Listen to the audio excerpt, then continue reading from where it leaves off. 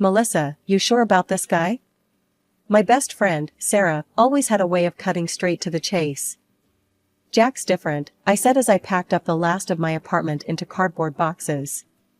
He's kind, genuine, and he loves me for me, not just some idea of me. Meeting Jack was like breathing fresh air.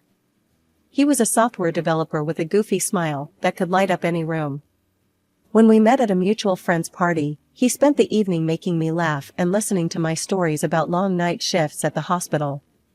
It didn't take long for us to click.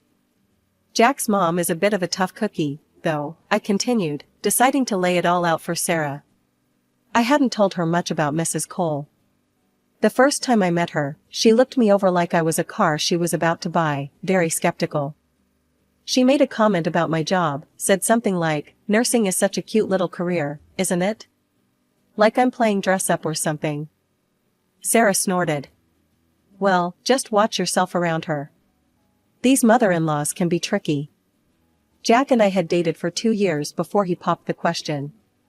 He did it in such a simple yet perfect way, during a picnic in the park where we had our first date. It wasn't fancy, but it was us. I said yes without hesitation. The wedding was small but lovely, filled with close friends and family, except Mrs. Cole, who spent most of the time critiquing the floral arrangements and whispering to relatives. I tried to brush it off. I was marrying Jack, not his mom, I reminded myself. Jack suggested buying a house in the suburbs, I continued. It's beautiful, but the mortgage would mean tightening our belts for a while. Damn, straight into the deep end, huh? How do you feel about that? I hesitated, my hands fiddling with the tape dispenser. I'm not sure. It's a big commitment, and with my shifts, it's not like I have a lot of spare cash floating around. Make sure it's what you both want, Mel. It's not just his life, it's yours too. I knew she was right. The idea of moving to a quieter place was appealing, especially considering the chaos of hospital life. But the financial strain was intimidating. Still, Jack was persuasive, saying things like, "We'll make it work, Mel. We always do." And his optimism was infectious. "We'll see," I said finally. "Let's get these boxes down to the truck." It had been a few months since Jack and I moved into our new house. I was still adjusting to the rhythm of paying the hefty mortgage every month, while Jack took care of our other expenses. Life was settling into a new kind of normal until the day Jack came back from visiting his mom, and everything turned upside down. Jack walked through the door, not alone but with his mother, Mrs. Cole, who had a grim look and a suitcase that looked like it housed her entire life. "Mel, Mom's going to stay with us for a bit. She's not feeling great," Jack said, as if it was a small, trivial change to our daily lives. I stood there, mouth slightly open, a frown forming. "Jack, when were you going to discuss this with me?" My voice was calm, but the annoyance was hard to mask. "Look, I know this is sudden, but she's really ill," Jack replied, his eyes pleading for understanding. Mrs. Cole, setting her suitcase down with a heavy thud, chimed in. "Those doctors don't know anything. They just want to steal the little pension I have left. I'm going to follow a special treatment plan my friend suggested. She just got back from some island and swears by it." I sighed, pinching the bridge of my nose. "Jack, we should have talked about this. We could arrange for a nurse or find a good facility." Jack's expression hardened. "Mel, I owe her. She's my mom. We're not sending her anywhere." Mrs. Cole walked over and hugged Jack tightly, giving me a look over his shoulder that could chill coffee. "Thank you, son. At least someone cares about me." As she released Jack and began surveying the room, her criticism started. "All this furniture is all wrong. It's blocking the energy flow. And, Melissa, really, this place is a mess," she declared, her voice filled with a mix of disdain and condescension. Jack rushed to her side, nodding and muttering agreements.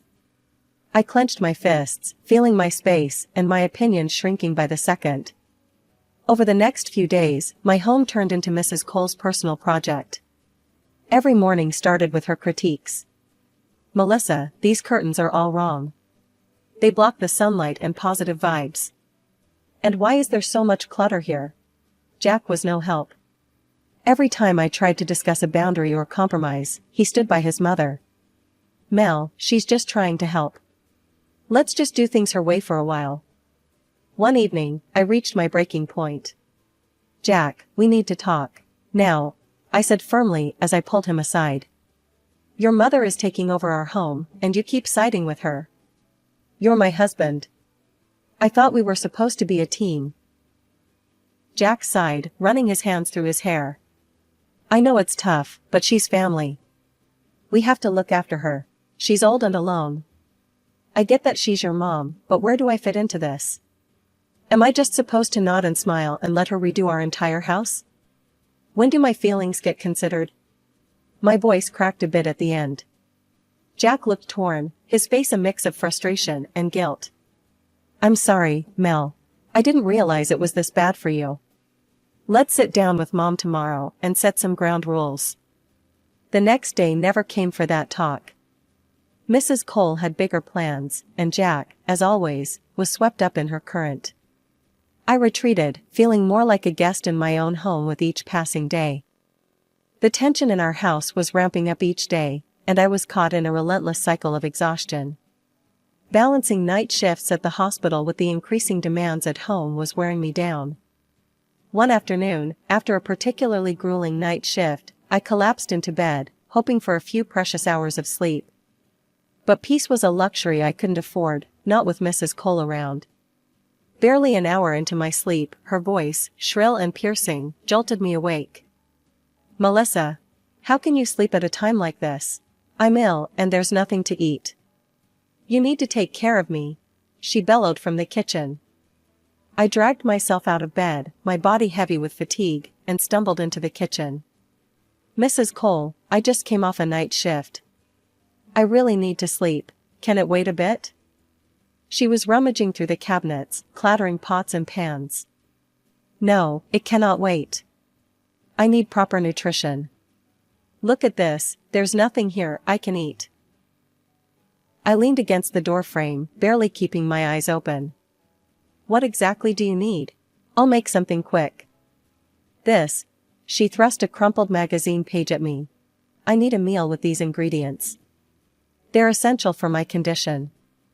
With a heavy heart, I started pulling out whatever was closest to the list, trying to cobble together a meal that would appease her. It was slapdash, but it would have to do. After eating, she wasn't done with her demands. Now, come rearrange my room. The bed needs to be on the other side, and hang the mirror on the north wall. It's good for prosperity. That evening, when Jack came home, I was at my breaking point. Jack, we need to talk. Your mom, she's not as sick as she says. I asked her to get checked at the hospital, to get a proper diagnosis, but she refuses. She doesn't trust hospitals. She's doing what she believes in. Why can't you support that? Because it's not practical. I'm a nurse, Jack. I know what care looks like, and this isn't it. She's capable of taking care of herself. She's manipulating us. Jack shook his head, disappointment etched across his face. I can't believe you, Melissa. You're supposed to be compassionate. How can you be so heartless? Feeling defeated, I walked away from the conversation, my mind a whirl of frustration and sadness. This wasn't the life I'd signed up for. I loved Jack, but living with his mother under these conditions was turning our home into a battleground, and I was losing. A month rolled by, and miraculously, Mrs. Cole was prancing around the house like a spring chicken, the picture of health. Her miraculous recovery had me doubting the severity of her illness in the first place. It was high time we discussed her moving back to her place. One evening, as we were clearing the dishes, I broached the topic. Mrs. Cole, you seem much better now. Have you thought about when you might go back to your apartment? She didn't even blink, washing a plate with a slow, deliberate motion. Oh, I've taken care of that. I canceled the lease. I'm staying here permanently. I nearly dropped the dish I was holding. Permanently? Yes, dear. It's for the best. I'm here with family. The news hit me like a ton of bricks. This wasn't part of the plan. I found Jack in the living room, deep into some game on his phone. "Jack, we need to talk. Your mom just told me she's canceled her lease. She plans to stay here permanently." Jack looked up, his expression neutral. "Yeah, I thought she might. It's better this way, she's family. But we didn't discuss this. Jack, we can't afford another person in the house. And honestly, her being here it's a lot for me to handle." Jack sighed, putting down his phone. "Melissa, it's only been a month. You haven't really given it a chance. We can make this work. We're a family." Feeling cornered, I threw myself into work, picking up extra shifts to manage the mortgage and the growing expenses. Meanwhile, Jack's contribution remained the same, but the burden didn't feel evenly distributed anymore. Back at home, meal times turned into another battleground. Mrs. Cole insisted on a specific diet: lean, bland, utterly tasteless stuff that sapped the joy out of cooking and eating. One night, as I served dinner, Jack made a face. "What's this? It tastes like cardboard." "It's what your mother requires," I replied, my patience wearing thin. "Well, can you cook something different for me then? Something with a bit of flavor?" I clenched my jaw, holding back a sharp retort. "Jack, I'm not running a restaurant here. I'm working day and night. If you want something different, maybe help out?" Jack pushed his plate away, his mood darkening. "Forget it. I'll order something." The financial strain was becoming unbearable. Mrs. Cole, noticing the tension, finally spoke up one evening. "Melissa, I see you're stressed about money. I'll give you some each week to help out." True to her word, she started handing me $100 to $200 every week. It wasn't much, but it helped ease the pressure slightly. Yet, the core issue remained unaddressed. It started with little things: missing earrings, a bracelet here, a necklace there. I'd put them down, and then poof, gone. I thought I was just being forgetful, until more items began disappearing. First, it was my gold jewelry, and then household items like a vase and some small decorative statuettes. It didn't add up. I wasn't misplacing these things, they were being taken. One evening, I finally voiced my suspicions to Jack. "I think your mom might be taking my things. My jewelry's gone, and now other items are missing too." Jack's reaction was instant and intense. "I can't believe you'd think so low of my mom. She's not a thief." With no way to secure my belongings at home, I started taking my remaining jewelry to work. It was ridiculous, carrying around valuables, because I couldn't trust the security of my own home. But what else could I do? Then one day, I came home early from my shift, the sun still high in the sky. What I saw in front of our house stopped me dead in my tracks. Mrs. Cole had set up a makeshift table on the sidewalk, covered with what looked like a garage sale setup. But it wasn't just random knickknacks, it was my stuff, my cosmetics, some clothes, and even personal items, all laid out for anyone to buy. "Mrs. Cole, what is this?" I approached, my voice shaking with anger. "Oh, Melissa. I'm just helping out. You said we needed money, so I'm making some," she replied cheerily, as if she was doing me a favor. "This is my stuff. You can't just sell my things," I exclaimed, grabbing a sweater off the table. "Look, I'm just trying to help. You keep saying money's tight, so I thought I'd clear out some clutter and make a few bucks," she explained, as if it were the most logical thing in the world. I was seething, so that's where her money comes from, which she shared so generously with us. Without another word, I started packing up everything. My hands trembled with rage as I stuffed my belongings into bags. I called Jack immediately, my words tumbling out. "Jack, your mom is selling my things on the street. You need to come home now." He was silent for a moment when he arrived and saw the scene. His mother, caught in the act, tried to explain, but I was too furious to listen. "Melissa, she was just trying to help," Jack said finally, siding with her yet again. "Help? By selling my personal items?" I couldn't hide my disbelief. "This isn't helping, Jack. This is crossing a line. I couldn't take it anymore. The next day, I hired a locksmith to install a new lock on our bedroom door. I moved all my valuables and anything I cared about into our room and turned it into my personal fortress. At least in there, my world remained untouched. Jack was cold about it, saying I was overreacting. You're locking away from your family, Melissa. That's what you're doing. Family doesn't steal from each other, Jack, I retorted, my voice icy. He didn't have much to say after that.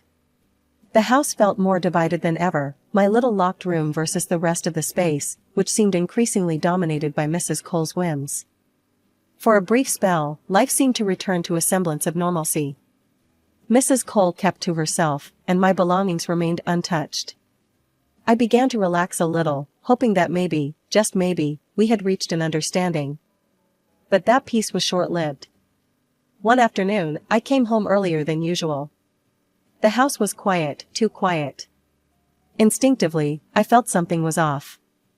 I dropped my bag and headed straight for my room, the sanctuary I had locked away from the world.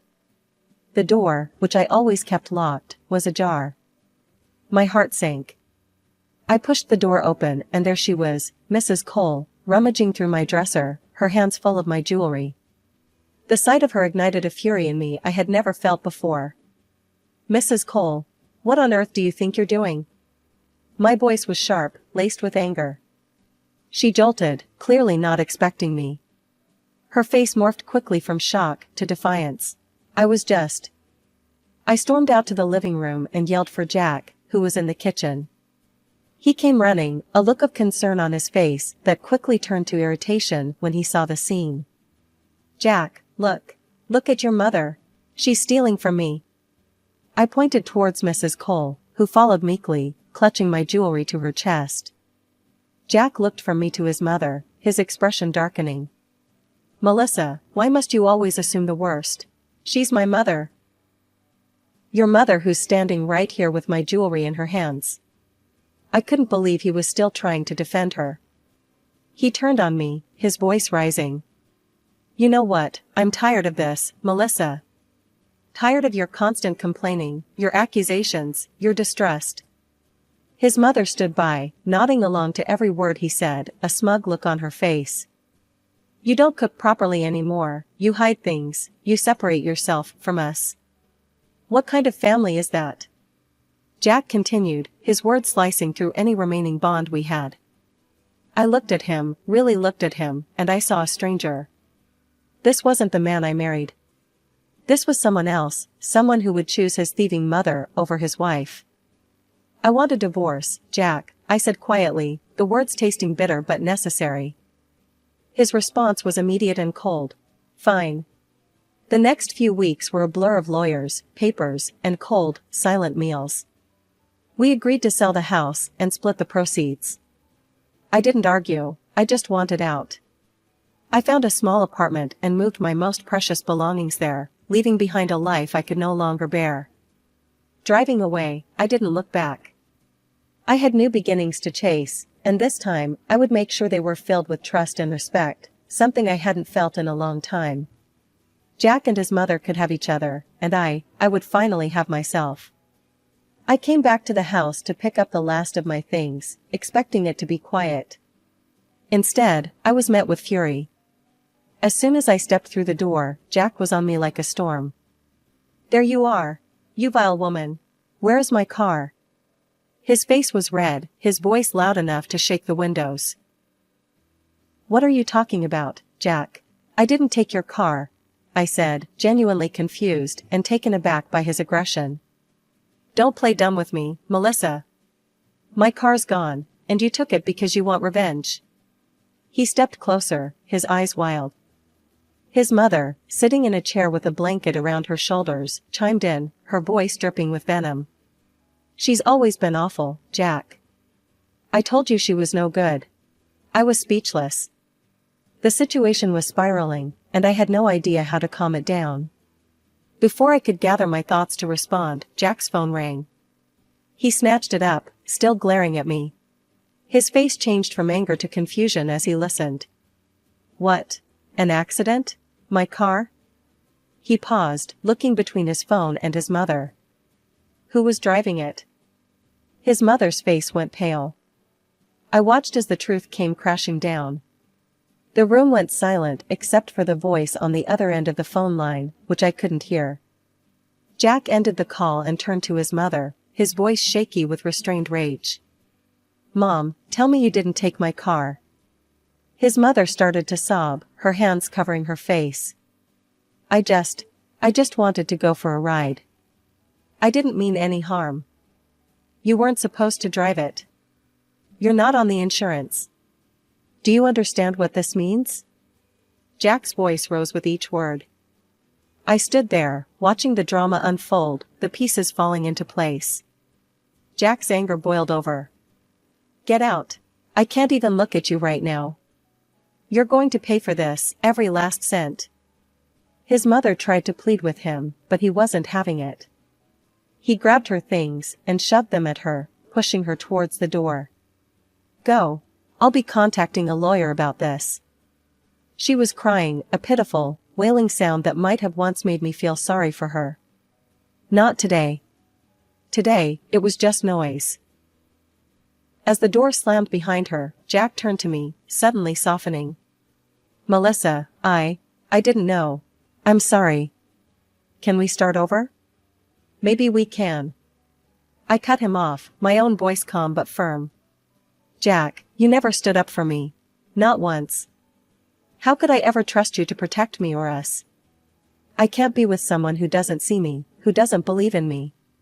After the divorce was finalized, and the house sold, splitting the money felt like the last cord tying me to a life that was no longer mine.